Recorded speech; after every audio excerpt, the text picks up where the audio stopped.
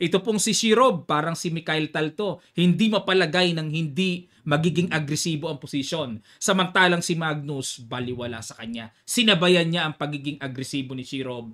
Tingnan natin.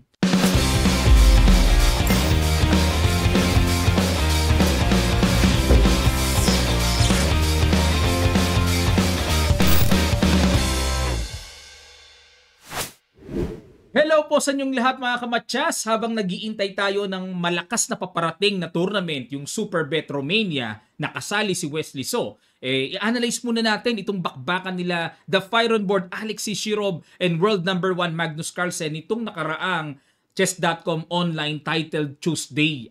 Ang ginawa ni Alexei nag-E4, C5 si Magnus Sicilian, Knight F3, E6, D4, capture, A6, nag-C4 kung tawagin ay Maroczy bind pawn structure, nag-Knight F6, Knight C3 at nag-Queen C7, nag-A3. Ayan, pagka ganyan pong nag-A3 ay pine-prevent yung paparating na Bishop B4 na nakaka-pressure yan kasi may threat na Knight takes E4 kaya ine-A3 muna.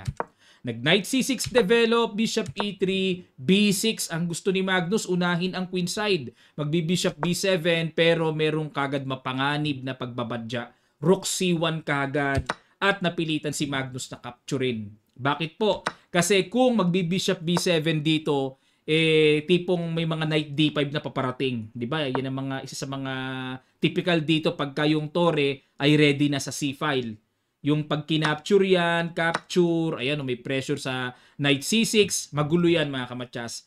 Ayaw ni Magnus ng ganyan. Balik tayo. Nag-Knight takes D4, Bishop takes D4, at nag-Bishop B7, nag-F3, dinipensahan muna. Nag-D6, ayun, na bad mo ban dito si Magnus. Dapat daw ang tira ay Bishop to D6. Oo nga, no? Para may threat doon, Bishop takes H2, malakas nga yung Bishop. Ang ganda. Pero, balik tayo sa ginawa ni Magnus. Nag-D6, nag-B4, at yan ang lumabas na novelty sa bakbakan na ito. Dahil, ang nai-record naman na normal theory dito ay Bishop E2 lang. Okay?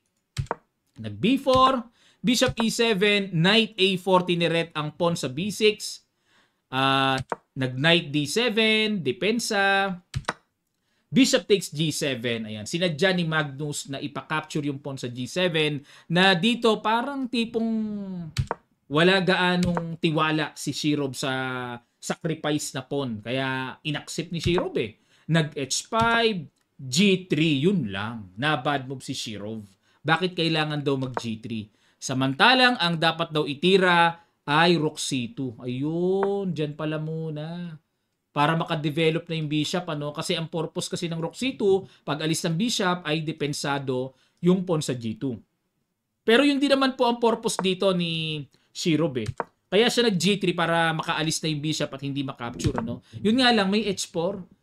Malakas pala yan. G4 at nag-Bishop G5. Ayun, mahahawakan yung importanteng dark squares. Ayan, controlled.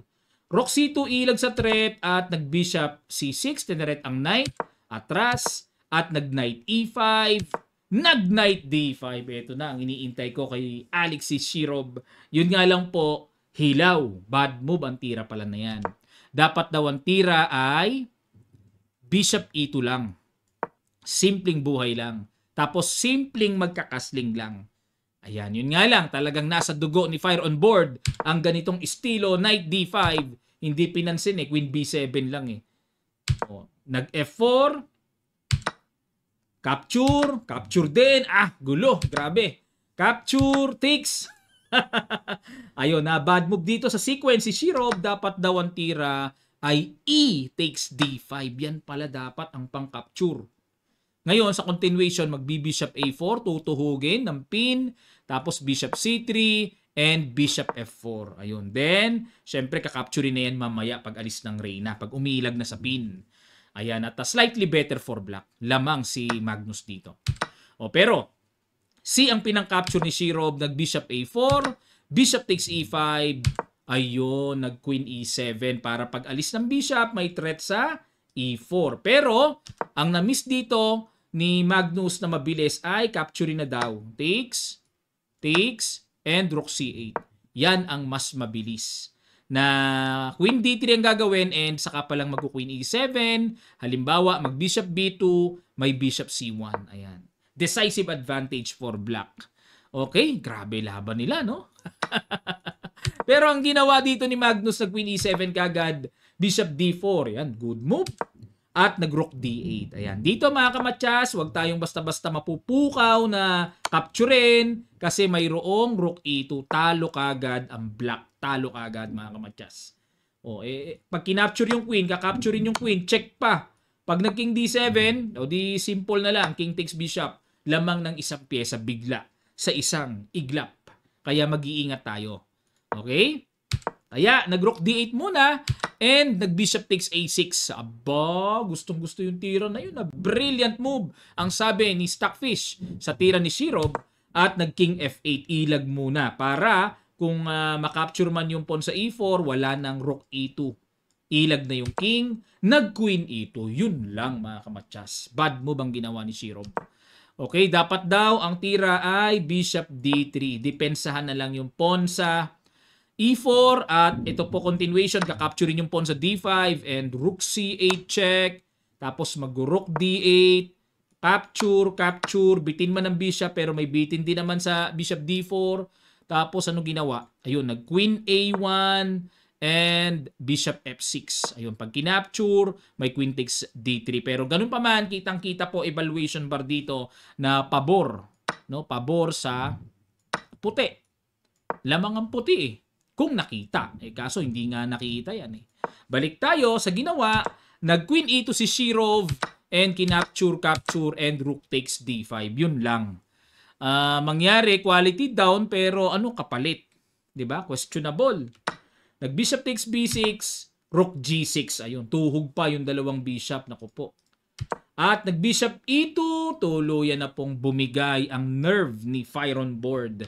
Dapat daw ang tira ay kaslingan na lamang. Okay? At ayun, kasi nakatrick pa rin naman ng tore na wala na sa pagkakapin, di ba? Ngayon, ang gagawin ay Queen to D6 ang lalim din ng continuation. Ayun, pag kinapture, may check, double attack, kuha kagad ang bishop. Tapos continuation, Queen C8 check, King G7, and E takes. Pag kinapture, then King H1. Pag kinapture ulit, ganito na ang papasukin. Ganito na ang papasuking line. Lamang pa rin ang Black. Isang pyesa pa rin yan eh. Lamang pa rin eh. Okay? Pero balik tayo. Bishop E2, mas malala ang ginawa ni Shirov. At dito po mga kamatsas, ano sa palagay nyo ang napakagandang ginawa? Precise move ni Magnus sa ilang sandali lang. Tutuloy kagad natin. Start.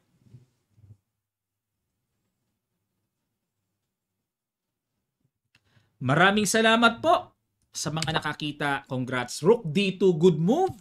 At nag-Queen C5, hamon na Queen to Queen. At ayun, napingas pa yung Bishop. Another brilliant move by Shirov. By Magnus, sorry. Kinapture and Rook takes. Yun lang. Dapat daw ang tira. Queen takes E4. Masyadong pinapasarap ni Magnus eh.